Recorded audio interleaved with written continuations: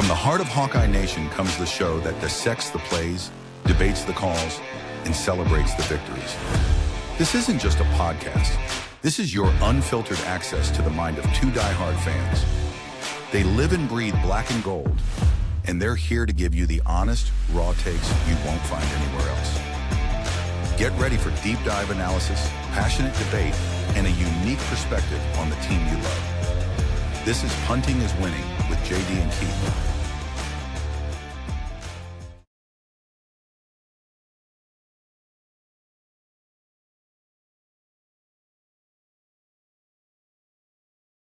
Back, Hawkeye fans, to another episode of Punting is Winning, your all Iowa podcast. We are your hosts. I'm Keith. He's JD.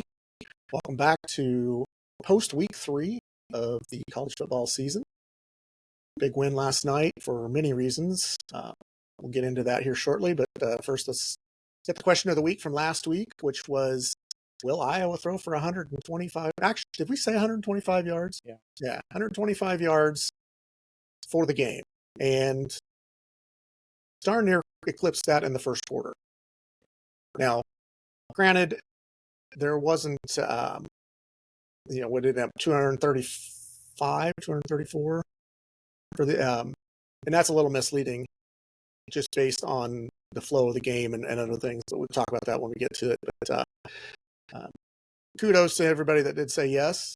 I don't know that we actually had anybody say no, which would have been surprising, I think, based on what we'd seen and the opponent. I thought if we don't throw for 125, we might as well just hang the season at this point.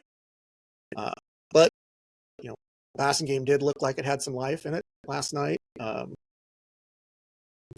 I don't know that they've really completely righted the ship, but he looked a lot more comfortable, and receivers look more comfortable. They just look like you and I were sitting there watching it, and it seemed like they were just having fun. It seemed like it wasn't as much pressure on them this time. This one seemed different than the other two. Yeah. I think it was just, I don't know. The first one, I think, and Gronowski's even said that he put a lot of pressure on himself to try to be everything in the first game, and it backfired on him. The second game, I fully put that on Kirk as being that was him calling plays. Based on what we saw last night, that's completely different play callers in those two games. Oh, can't tell me that Tim Lester was calling the plays in that Iowa State game. Kirk was calling the shots in that game because he knows how that game usually goes, and he wanted it to be a ground and pound and just limit possessions. And it backfired. And it's backfired 2 years in a row. 3 out of the last 4. So I put that fully on him. He had every opportunity to break that record going into that or after that game. And, even as crappy as Iowa played in that game, still only lost by 3 on a late field goal. Yeah. At what is supposed to be the 12th ranked team in the country. Although I still think, based on what I've seen in the rankings, the fact that they still rank Notre Dame in the top 25, it's an absolute, complete, utter joke. Yeah.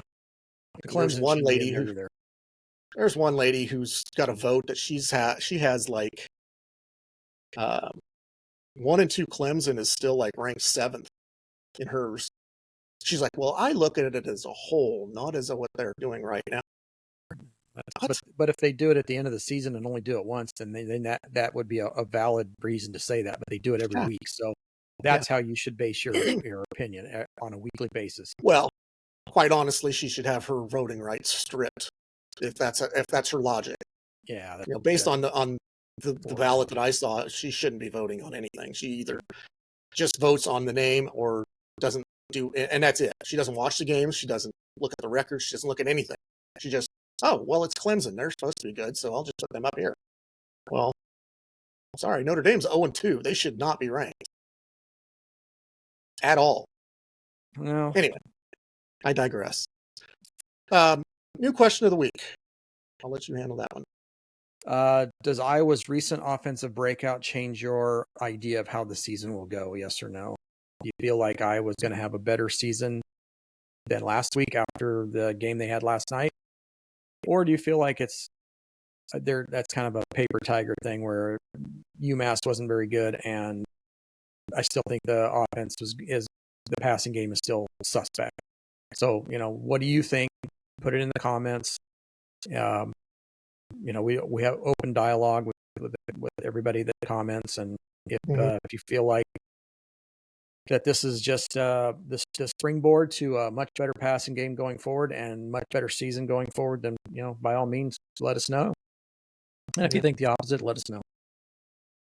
Yeah. So let's jump into last night's game. First, before we do that, though, just want to shoot some well wishes to TJ McGee, the defensive back that was hurt from UMass. Sounds like from every indication, everything that I've heard, I read, is he's moving. His extremities and everything in good spirits. So I don't think there's anything. I think you and I, when we talked about it at the time, there's a thing called cord shock that you just kind of, you get hit in a certain way, and the way his neck went, I mean, I've seen it a couple different times on replays, and it's like, that's not supposed to go that way. It's like severe whiplash. Yeah. And I'm sure he did go numb for a short period of time. Yeah, and that's a scary thing. Yeah. So we wish him all the best and hope that he recovers completely. And, if there's no permanent damage, and get back out on the field and get back to doing the thing that he loves. Yeah, absolutely. So, yeah. Okay. Well, let's talk a little bit more about that game last night. Not much of a game from an opponent's standpoint, in my opinion. I thought it was a well overmatched team. It was very much a get right with yourself kind of game for Iowa. It's a perfect opponent to get right with yourself.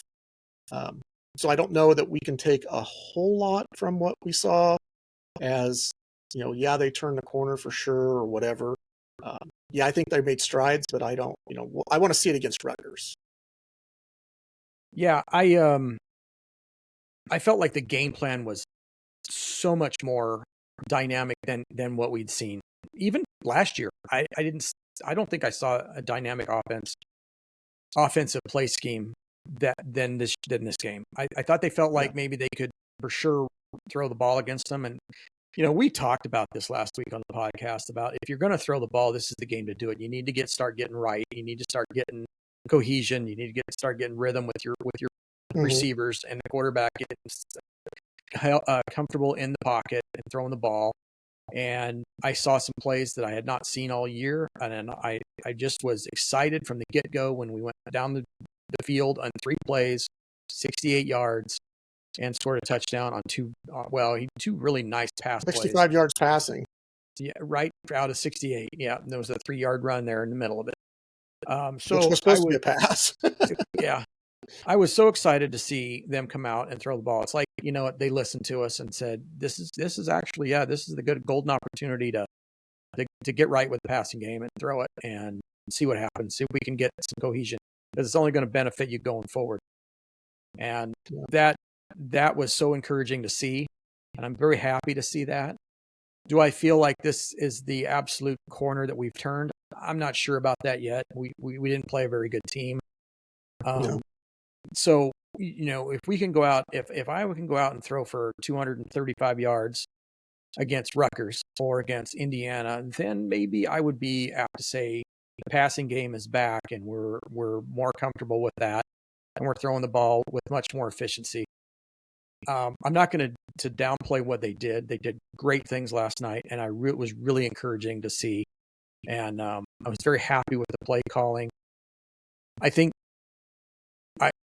let's go back, and I want to congratulate Kirk Ferentz for 206. First of all, that's an achievement that no one in the Big Ten has ever had. He's top of the mountain, and I don't feel like there'll be anybody in my lifetime, probably the next generation's lifetime, that will be anywhere near him. That's just the way landscape of college football is, and if you have a couple bad seasons in a row, you're gone. They don't stick with anybody. That's just the way it is these days.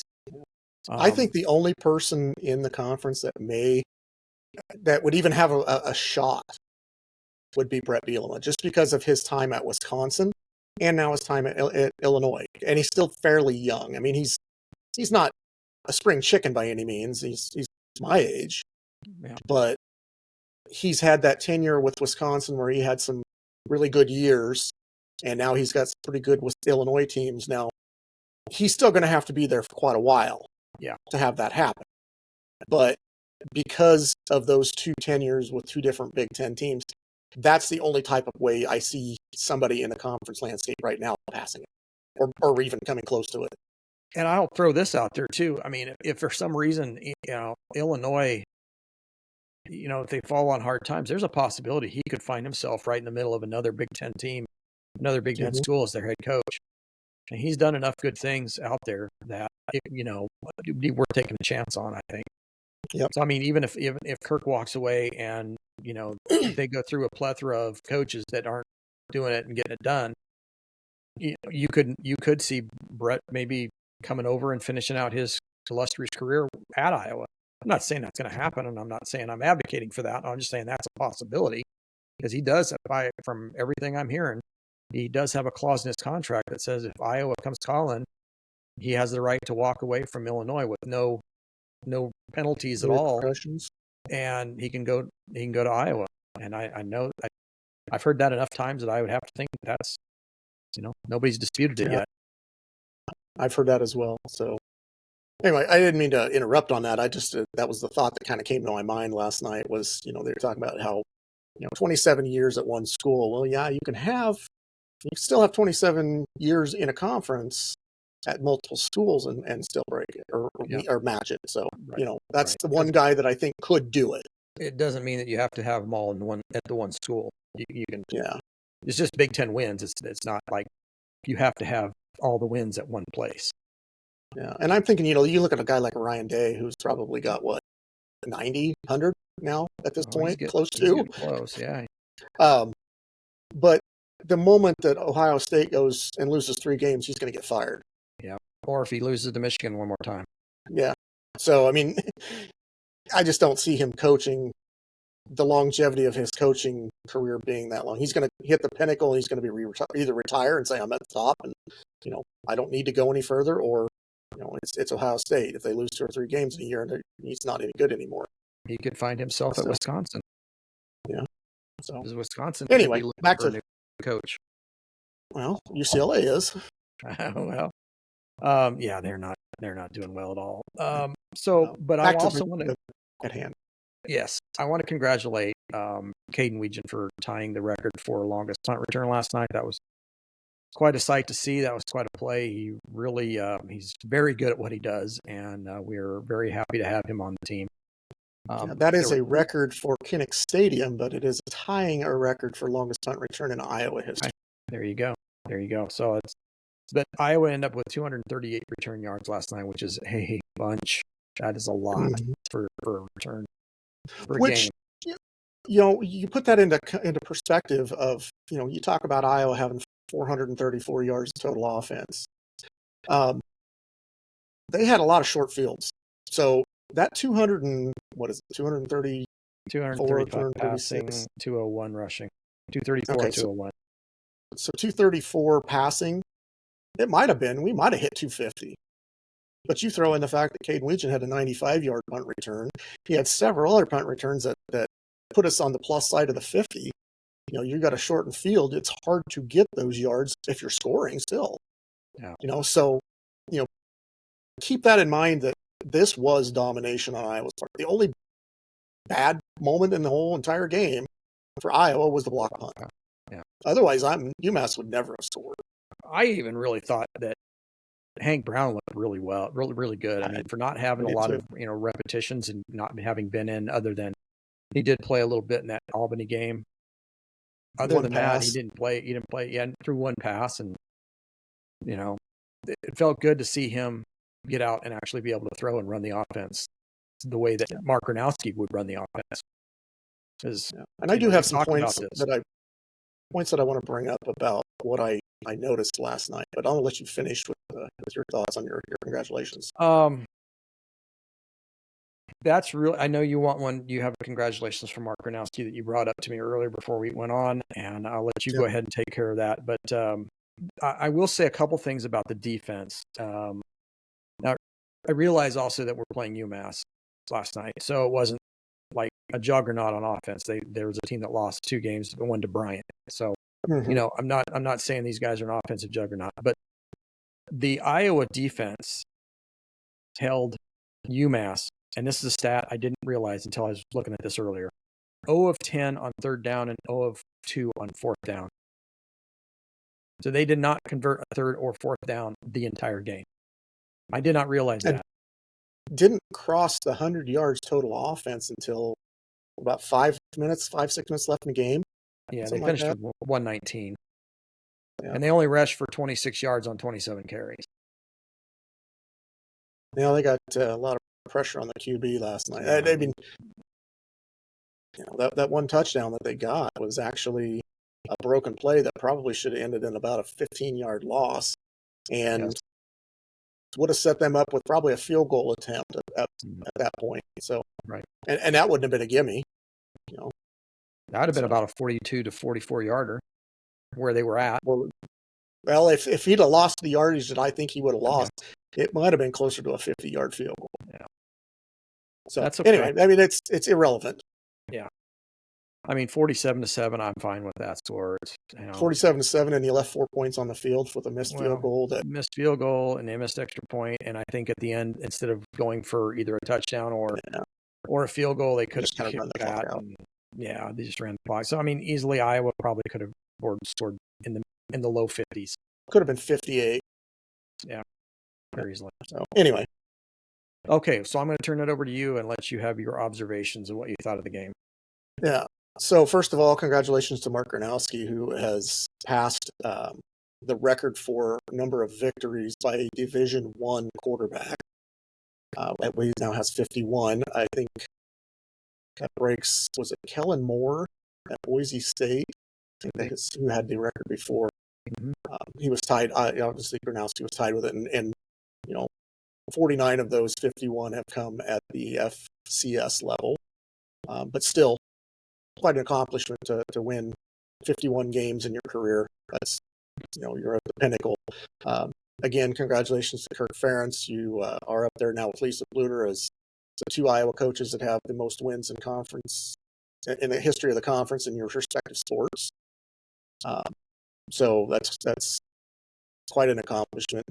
But as far as observations, the one thing I did notice, and I think, I'm obviously not near as smart as a lot of coaches are, but I do pay attention to games and what's going on in those, so I kind of break them down a little bit. I have noticed that as a straight drop back passer, when there's just a straight drop back or even out of the gun, whatever, Mark Gronowski does not look comfortable. When he is on an RPO pass plays, he looks like it's second nature to him, which I think is a tribute to his offense at South Dakota State. And I hope that, and I'm assuming that Tim Lester's smart enough to notice that and be like, oh, well, let's just lean into that a lot more. The offense has evolved because you don't have a fullback anymore. You used to have a fullback. So, that's an evolution of the Iowa offense that we didn't think was going to happen. We talk about it in a few years back, and I don't know, I think it was Iowa and Wisconsin was playing, and I'm sure it was Gus Johnson on the call, and he's like, fullbacks, and who uses a fullback anymore? Well, these 2 schools, Iowa and Wisconsin, are about the only 2 that still use a fullback. Well, we don't either, and neither does Wisconsin really anymore. So you're evolving. So if you see that straight drop back or the non-RPO drop back pass is not his forte, scrap it. You can run the same things out of an RPO look. And if he's a lot more comfortable doing that, lean on his strengths. You've only got him for a year anyway. It's not like you can teach him to be a drop back passer in a year. You're just going to screw him up. So lean into what you got. And I think maybe, Hank Brown might be a little bit more of your classical drop back, as far as doesn't need to have that RPO look to get his feet comfortable. So, maybe next year you kind of you bring part of that offense back of, you're out of the gun, you're an empty set. Granted, there are going to be times where you're an empty set, and he's going to have that he just doesn't look as comfortable doing that. And, I think we talked about it the week before, how it seemed like he looked more comfortable when he was rolling out. Mm-hmm. He's kind of on the move instead of that straight drop back look. We saw that with other quarterbacks in the past. I know Drew Tate was always looked a little bit better when he was on the roll, rolling out. Rick Stanzi was better when he was rolling out. Straight drop back, it was pick Stanzi. I mean, let's face it was pick six Rick Stanzi. But when he was rolling out, or he was on that naked boot or whatever, and he was coming off that, he had more zip on his pass. He had more confidence in it. He had his feet in the right direction. Gronowski looks like he's the same style. I think I need to lean into it. The other thing that I did notice was we seemed to be a lot more focused on deep shots, not just the passing game, but deep shots in the passing game. But in the same sense, when he got the ball out quick, it was in rhythm. Everything was in rhythm. We were gaining yards, and I think I saw it with Hank Brown and Nathan McNeil catch and run. It was just a little swing pass out into the flat to the running back that went for 32 yards. Mm-hmm. But it was in rhythm. It was quick. They couldn't get to him. The offensive line doesn't have to do squat, really, as fast as that play happens. The people that have to do something are the guys on the outside, which if Iowa's philosophy has always been, if you can't block as a wide receiver, you're not going to play. Well, lean into that now. If you're going to throw the swing pass to that, you use your blockers. Those are the things that I noticed last night that I really took to heart of, okay, you're kind of playing to some strengths there, but you need to evolve it with what is comfortable for him. And I think those are the things that are comfortable. We talked about it. I mentioned it last week. What kind of a pass play has killed Iowa over the course of the last 27 years? The quick slants over the middle. We don't use those. As an offense, how often do we run a quick slant? Very, very, very rarely. Why not? Everybody does it against us. Is it because their defensive scheme is so much more elaborate than ours that we can't throw in the middle? I don't think so. I don't know. That's just things I noticed. They had another one that came to my mind just a minute ago, but I'll let you go ahead and tell me what you saw. That one of the points that you just made, I thought was something that really needs to be expanded upon, is the dynamic between the coaches and the quarterback, and being able to assess the comfortability and the smoothness of the quarterback, and then game planning with those things in mind. Like you said, rolling out, he seemed more comfortable. I think he also seemed pretty comfortable when it was a very quick pass, when he didn't have to really go through and do a lot of picking out first read, second read, third read. He seemed like he held on to the ball a little bit too long. But when there were quick hitters, like that very first pass play of the game, he came back and he saw what he was going, and he knew, and he threw it right away. There really wasn't much of a hesitation in that. And then on the touchdown double clutch pass, on that one, I kind of was a little bit. But I think he was just kind of thinking, is he really open, or am I not seeing this correctly? Maybe he's so wide-eyed that he couldn't believe what he was seeing, that he needed to throw it right away, and wanted to double clutch to make sure that he was throwing it and not getting too excited and having happy feet. On the touchdown pass, where he was kind of a that was a quick slant. That was a quick slant. But it was a deeper slant than what most people do. The post. That's what we used to call it in the old days, and I was going to bring that up. It was just a post pattern, run down the field and then post in, bomb, right to you, and it was a perfect pass. Those are the kind of things when he's set up, and it's like everything's in rhythm at that point. And I think he's kind of a rhythm thrower. He's kind of a rhythm quarterback. If you get him out of his rhythm, he can be pretty bad at times. We've seen that. He gets into his head, and it does get into his head. And you can't, as a quarterback, you have to, just like when Iowa wins a game, they celebrate it and then they move on. You have to do that same thing if you throw a bad pass. You have to just say, I can't look at that again. I'm going to don't let it get in my head. Play the game like you know how to play the game. He's been playing the game for 5 years at college level. So we saw the trend at one point. We kind of looked at each other and said, he's one of his last 6. Now, yeah, there were some drops in there, and there was a couple of passes that weren't really that great. There was one that didn't look so good until you see the replay and you're like, okay, yeah, and it hit. That's the one that hit Seth Anderson right in the hands. And I think the first thought was it was a little high, and maybe, but no, he had to get it. He had to throw it high to get it over the linebacker or the safety that had come up. But that literally hit Seth Anderson right in the hands. Right. And yeah, when we saw the replay of it, I was like, yeah, he should have caught that. That's absolutely a catchable ball. But at first, when I first saw it, in real time, I thought, oh, that's too high. He just barely made it. But then when you saw it in the replay, it's like, yeah, I should have caught it. But basically, my point is that if the coaching staff sit down and watches the game film over again, not only should they be looking at the things that they didn't do right, but look at the things that they did do right. Mm-hmm.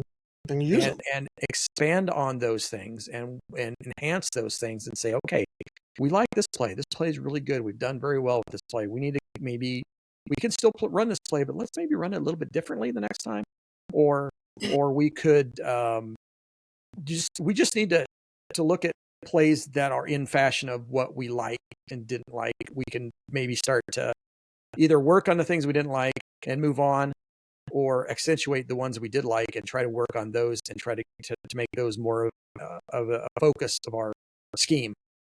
Yeah. And that would maybe keep him in rhythm and keep him confident and comfortable. And I think that only helps you in the end. That seems like logic to me, is just to make your quarterback as comfortable as you possibly can. And last night was a very good step forward. Now, as far as the bad things that I saw, obviously the one time that Iowa punted or tried to punt, blocked and returned to the 21-yard line, setting them up with a very short field. I've noticed that it seems like, Reese Dakin can bomb some kicks. He kind of has a little bit of a slow delivery on those kicks too, and I've noticed that he's going to get one blocked here before long. And it happened last night. Didn't end up costing them a whole lot. It was the one score that UMass had against a quality team, and that's the thing about Rutgers. Rutgers can block kicks. They did 2 of them against Portland State or Norfolk State or whoever they played. Yeah, Norfolk State. Yeah, so and both of them for touchdowns too. You don't want to give them that momentum as you're playing in their backyard next week. So you got to get that cleaned up. The other thing that has kind of, for as good as the defense has played, haven't caused any turnovers in 3 games. Yeah. Now, yes, there was one turnover against Iowa State. Really wasn't a defensive cause that turnover. That was a muff punt. Yeah. We've got, here's a team that prides itself on intercepting passes. Hadn't had a pass pick all year. Haven't really even, other than the one that the kid made the really good catch on at Iowa State, haven't even really got our hands on him. Right. We haven't caused any fumbles either. Well, they caused a couple, but never recovered them. Never recovered them. So, that's something that that's always been a key to the opportunistic defense that Iowa has had, to force those turnovers. And they haven't started forcing those turnovers. So, they got to start doing that. I'm not saying that I need to advocate that they need to go out with the sole purpose of every time they try to tackle somebody trying to cause a turnover, because that's going to lead to poor tackling. We saw that against Michigan State. We saw it against UCLA last year, that, just poor technique, because I think they're trying to cause the big turnover that they need and just not wrapping up or whatever the case may be. So you still got to play within the parameters of what you do. You still have to play fundamental, but you got to start causing some turnover. Yeah. A couple observations that I saw too last night is one of the things I really enjoyed seeing was that 12 different Hawkeyes received a pass. Mm-hmm. That was something we haven't seen for a long, long time. We talked about Mark Gronowski's quarterback rating last week. It was like a 45 or 44, because I remember saying that Beck's was almost double his. It was 90 something. Well, Mark Gronowski's quarterback rating last night was 123.9, so you could just say 124. So that's a huge improvement. Again, it's UMass. Don't get too excited, but it is an improvement, and it is moving forward. It might be baby steps, but it is moving forward. It shows life. And I think that's what we want to see, the full heartbeat, but the murmur is at least a good start. Yeah, now, again, Shelby against Rutgers. I was getting pretty tired of the one-dimensional offense, and it was so nice to see that second dimension, that passing game, come to life. It really was. I can't stress that enough. How I thought the game plan was much, much better. But I also think that they knew that they were so far superior that they could go out and gamble a little bit more, and it wouldn't hurt them. Whereas at Iowa State, the line of being, you have to be more precise, was so much thinner. Yeah. And I don't want people to get too hung up on, thinking, 235 yards passing is you really have low standards if that's what you're considering a good passing game. Yeah, maybe that is a way to look at it, but as I said, you had shortened fields that took opportunities away from having a lot of yards. You had a 95-yard punt return that, that's the hidden yardage is there that doesn't get seen in the stats if you don't watch the game. And, to say that Iowa thoroughly dominated that game would be an understatement. Yeah, they did. So I don't want people to look at it and just look at the stats and say, well, 235 is a pretty low bar to set. Yeah, it is. But considering the flow of the game and how the shortened fields that you had, 235 yards is pretty decent in the grand scheme of what you had to do. If you're only getting 48-yard fields because of punt return yards, you're not going to have 400 yards passing. You're not going to have 300 yards passing. You're not going to have 300 yards rushing. You're going to have 440 yards in the game with shortened fields is pretty good. Yeah. And then you throw in the 200 and however many yards, 235 yards of hidden yardage that was in the return yards. So I don't know. I'm sure I just lost Buck Wild Hawk, but another thing, well, he's fine. He'll be all right with it.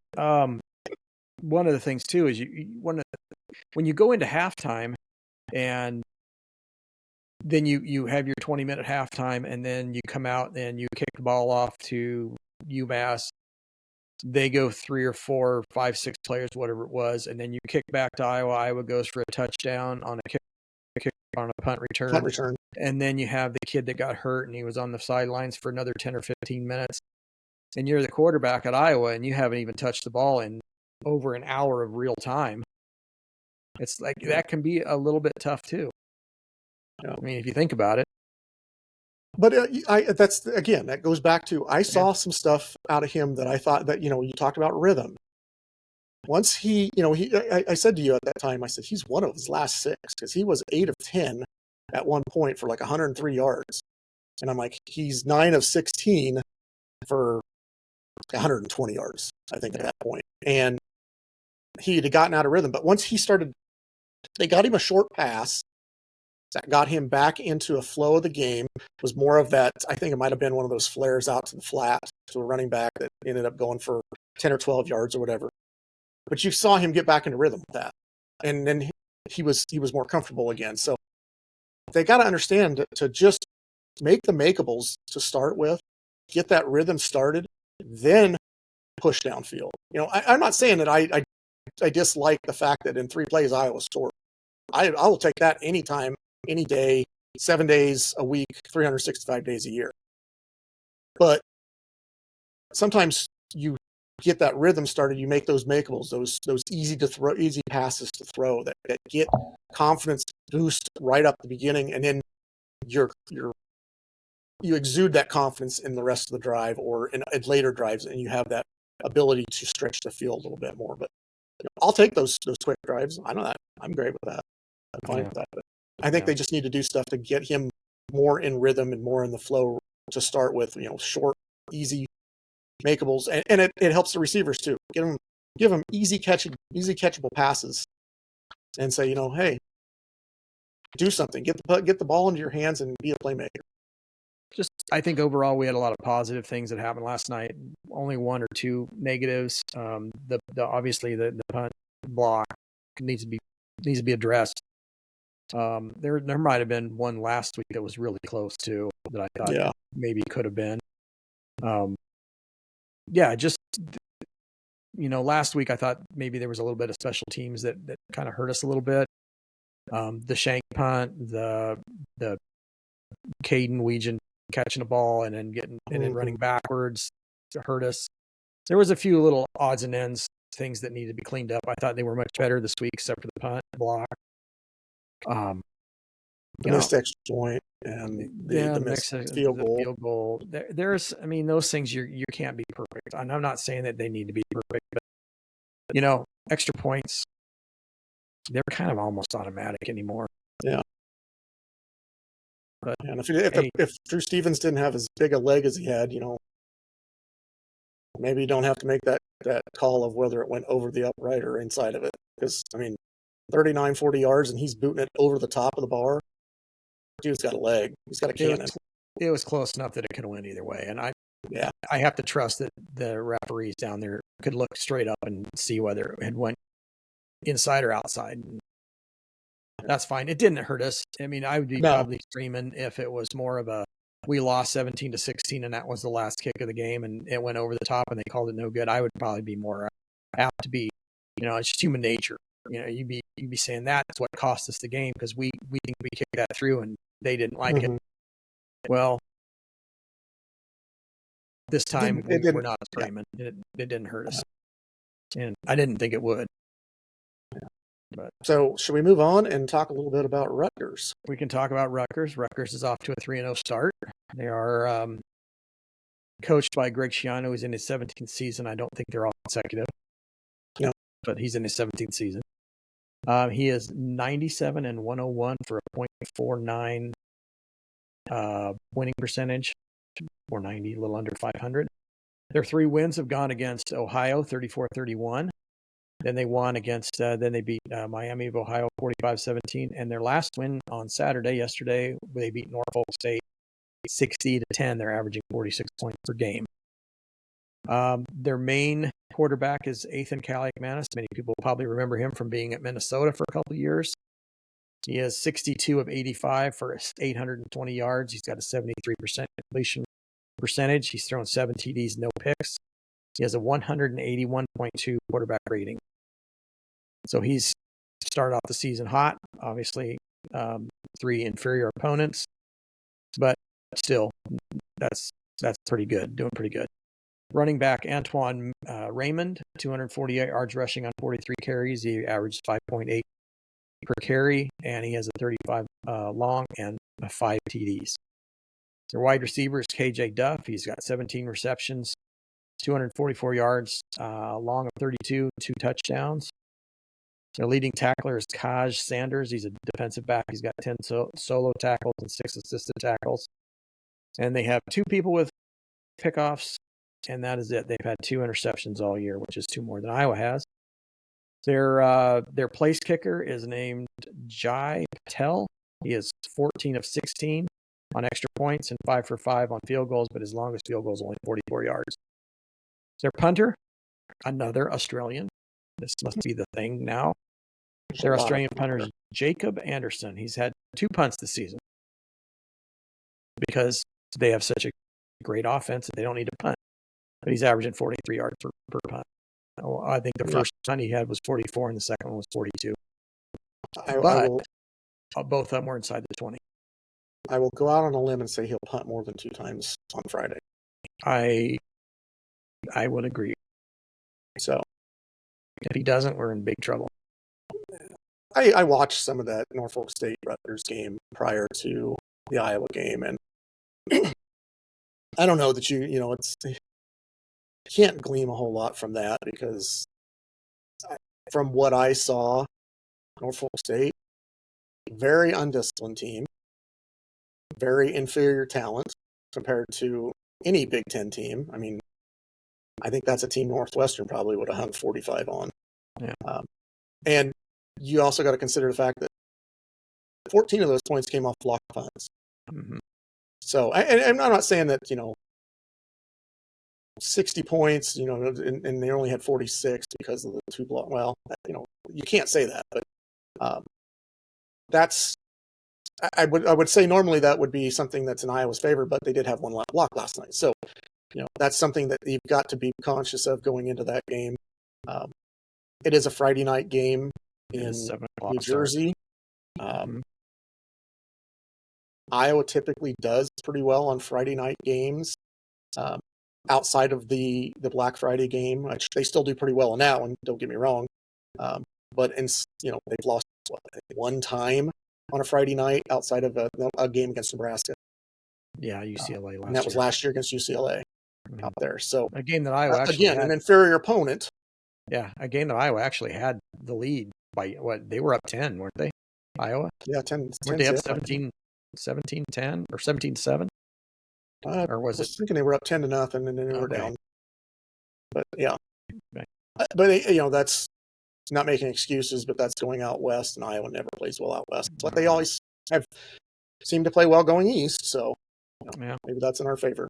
I think this is one that it's going to be it's going to be a telltale for the rest of the season.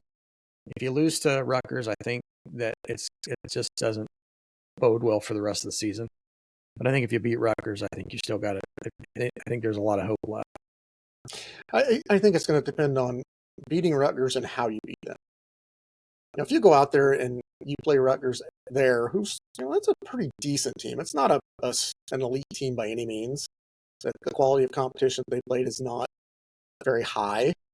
But if you go out there and you do to them like you did to Maryland a few years back, when Maryland was rolling in hot, then you're like, yeah, okay, I can see this could still be a very special team with a very bad loss against Iowa State at that point.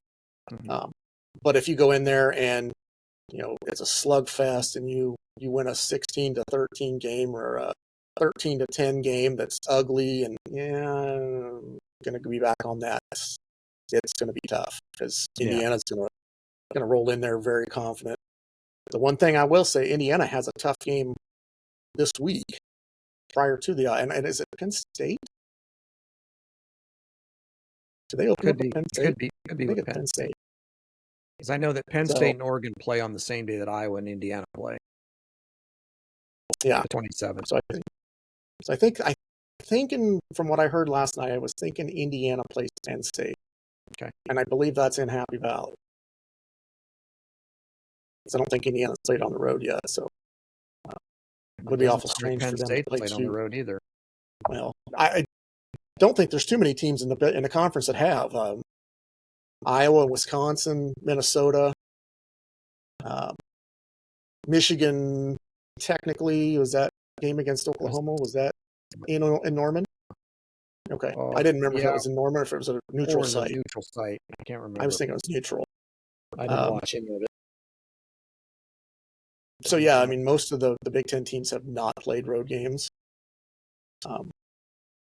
outside of the conference because obviously USC went to Purdue yesterday and played a road game, but that was a conference game.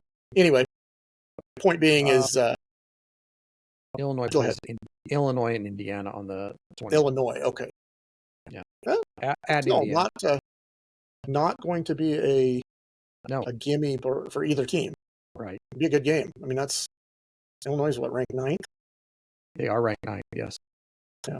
So that'd be a good game to watch. That's probably one of them that Saturday comes around, I might make sure I mark on the calendar to watch that one. Yeah, it's a late game, 6:30. Okay. So that would make it easier for me to watch it. Yeah. During the day, there's so many games on. It's I'm flipping back and forth, and I've got the quad box on my TV going, and I'm watching, flipping back and forth, and kind of fun. Yeah. So before we move on to, I want to talk a little bit about basketball recruit that committed. Anything stood out to you yesterday in the landscape of college football that surprised you or You want to talk about something that interested you? I just was Georgia Tech maybe over Clemson. I was rooting so hard for Georgia Tech to win that game. Mm-hmm.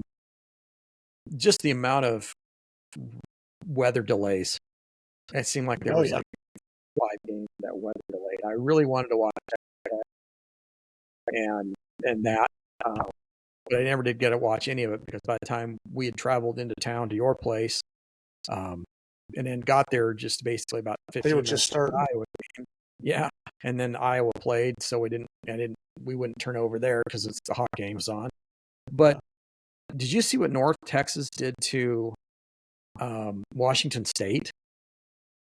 50 was it 52 to 10? 14, something like that. It was like 45-3 at the half. Yeah, it was Come on. the Pac-12. I mean, you And they think were about that, 2-0. and Oregon State is terrible too. I mean, that's the core of the Pac-12 that remain. That's just bad football there. Bad, yeah. But I think as I said, the one that probably California. I was just going to bring that up. I was going to say, I watched that game last night, and I think with the ease that California beat them with a freshman quarterback. Yeah, kind of surprised me. Mm-hmm. Yeah, I guess after the first 2 weeks, I thought Minnesota had a little more than what they did. Yeah, and I realized, hey, maybe they're falling for the same thing that we fall for as we go out west. Yeah. Although they beat UCLA out west last year, and we didn't. So, but it was funny because listening to the ESPN announcers, of course, they're anti-Big Ten anyway. But the fact they were just blowing about how, outside of the Oregon and Ohio State games, do you see any game on this schedule that Minnesota shouldn't be favored in? I'm like, you play at Iowa? You think they're going to be favored at Iowa? I think they play Nebraska too, don't they? Yeah. I'm like, there's several games on there that I'm like, I wouldn't say that they would be favored, or it would surprise me if they lost. I mean, we talked about it early in the season. I don't think it's a very good Minnesota team. It's not. They're struggling with their new quarterback too. I mean, he did pretty well the first 2 weeks, but I think they played pretty much nobody. They played a team with a pulse last night, and I think they got exposed. Yep. So okay. So moving on, we did get a commit for the men's basketball program. We don't like to normally talk about commitments, but this is the 65th ranked kid in the class of 2026. So he'll be a recruit coming in next basketball season. 6'9" forward out of Camas, Washington, or Camas, Washington. Camas, CAMAS. Okay. Chose Iowa over Gonzaga, which that's one that we don't normally win. Right. Very highly skilled. The kid kind of blew up over the summer and since last year. All comparisons that I've seen is a more skilled shooter Aaron White comparison. And I would take that in a heartbeat. Oh, yeah, absolutely. Yeah. I don't know if some people are comparing because they were both redheads or what, but similar maybe size, similar skill sets. Maybe. Yeah. But I think this kid's a more of a shooter. So, well, he might fit really well into McCollum's system better. I mean, it just might be a better fit. Yeah. So maybe that's a harbinger of things to come for the basketball program, as far as, from all intents, all the things I've heard. Trey Thompson looks really good. He'll probably get some play this year because of how good he's looked. Hey. He just has a skill set that's hard to beat. So yeah, hopefully that's a step in the right direction to bring Iowa basketball back to where it should be. Something that we all enjoy watching. Yes. Don't get me wrong, I watched Iowa basketball. It got to the point where it was very tough to enjoy sometimes because you knew the script. Well, if they come out and they can't shoot the ball and the first 5 minutes, that they're going to get blown out by 20. because they can't stop the other team. Right. Well, hopefully this is a new era. One thing about Iowa, and I know there's people here that listen to us that don't necessarily live in Iowa, but there's a lot to do. So, the Iowa winters are very long and they're very bleak. And to have something to watch and give yourself something to look forward to help you get through the winter is so important. And it felt like the last couple seasons, it just didn't seem like there was a lot of hope.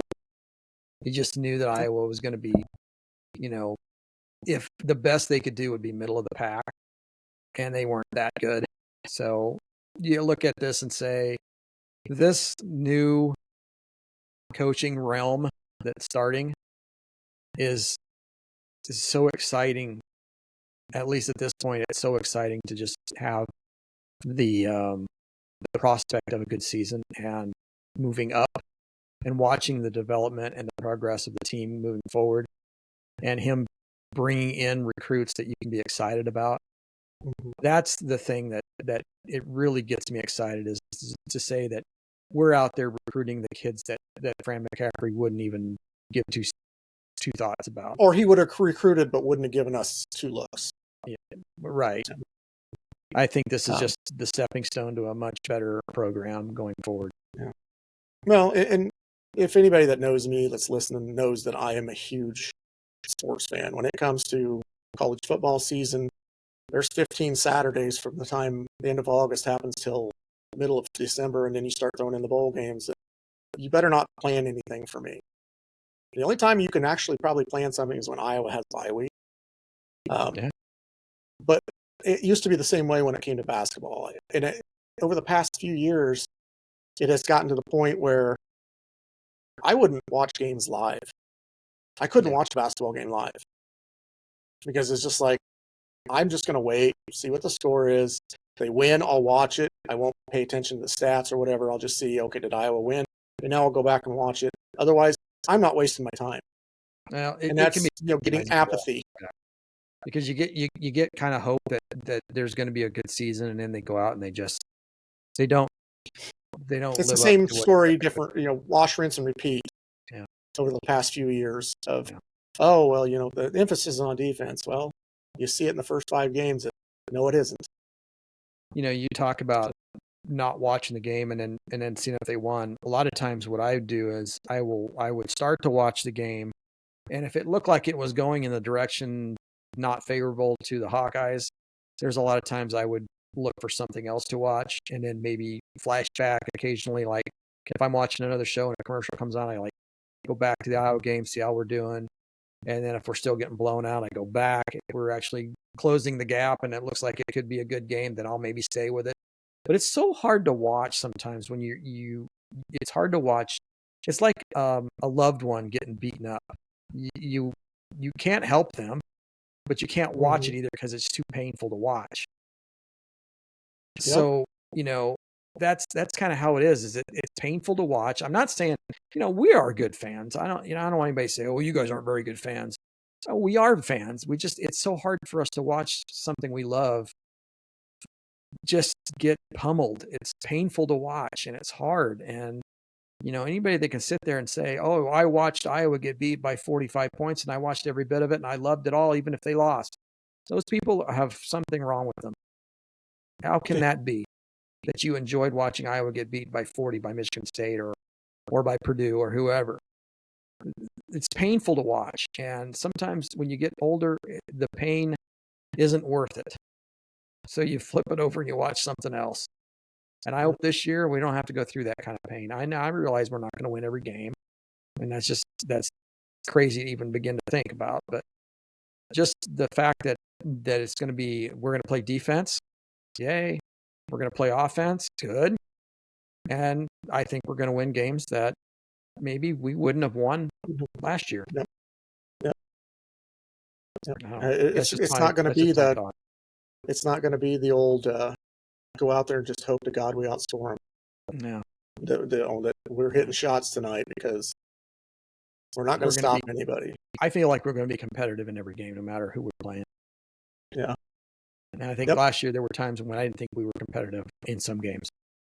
No, the Purdue games, Michigan State, those teams, you watch for the first 5 minutes, and you can kind of tell this isn't going to be worth watching because Yeah, they're this is just not going to going to get, go well. they're going Right. to get beaten into submission. Yeah.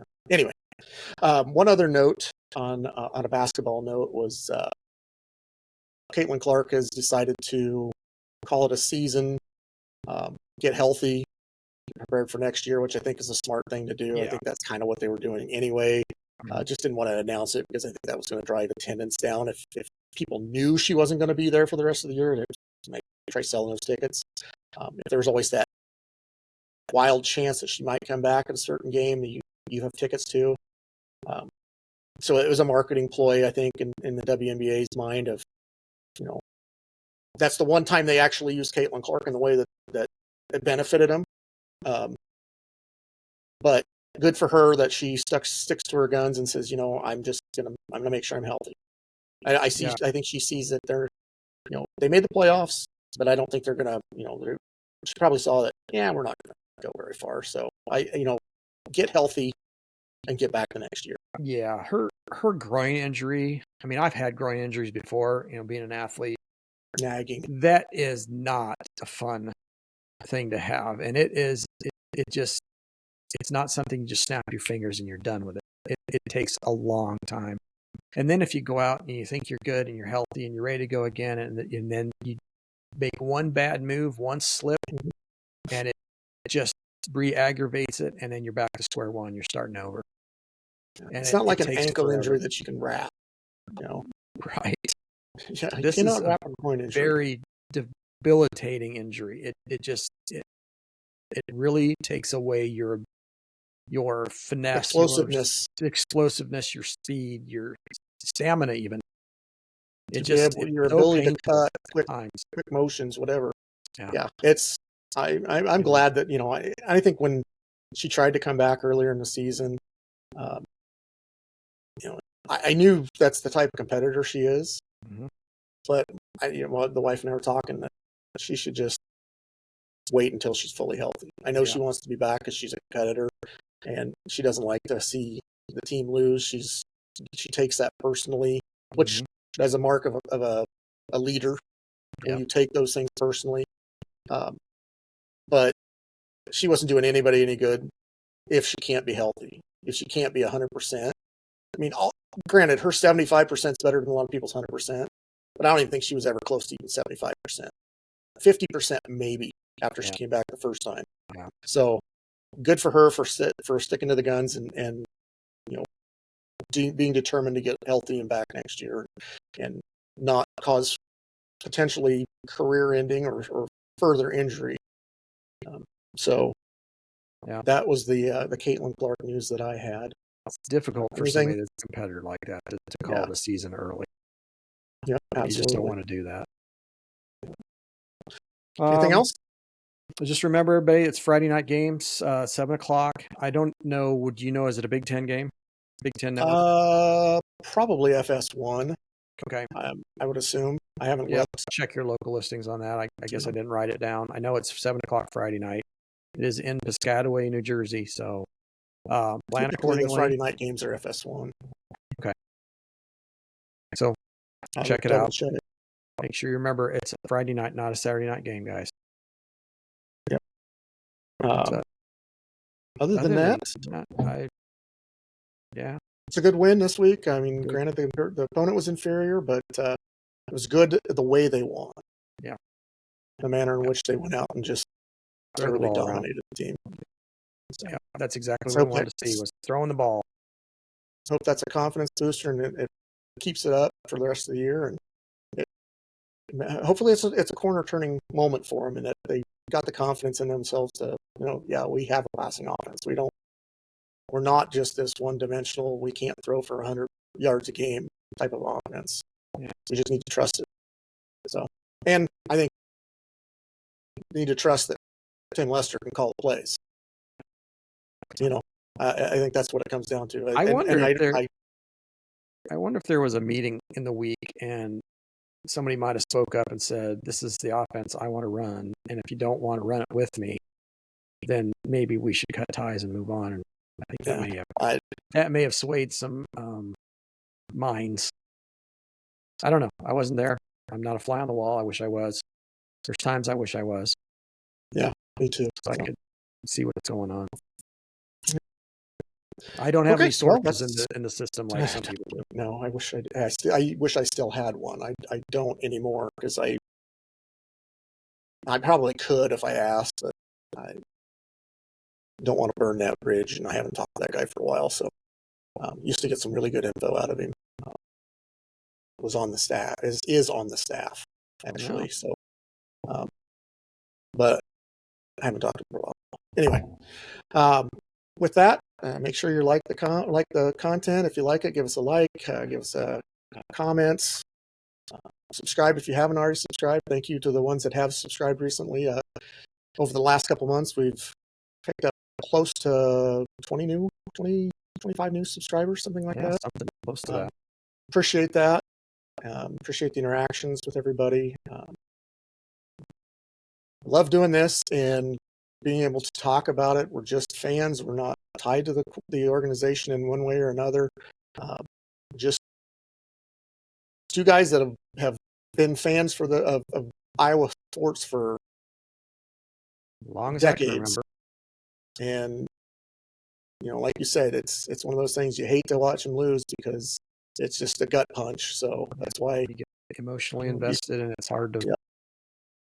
It's hard to. So, anyway, check us out on our social media pages as well, and buy some merchandise if you feel so inclined, and we'll give all that money into the flight fund or the storm or whichever one's available at the time, and help fund this athletic program that seems to be starting to, certain aspects of it seem to be back on the rise again. So hopefully the football team can get back on the rise as well, and better days to come, guys. Yeah. All right. With that, we'll give it a go Hawks, and we'll get out of here. All right. Go Hawks. Go Hawks.